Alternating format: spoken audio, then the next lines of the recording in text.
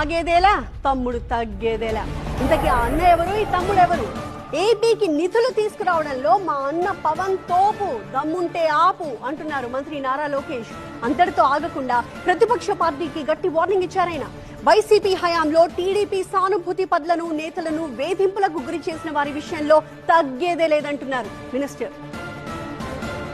ప్రకాశం జిల్లాలో Reliance biogas plant కు శంకుస్థాపన చేశారు మంత్రి నారా లోకేష్. బహిరంగ సభలో పవన్ కళ్యాణ్ పై, ప్రత్యర్థి పార్టీలపై ఆసక్తికర వ్యాఖ్యలు చేశారు.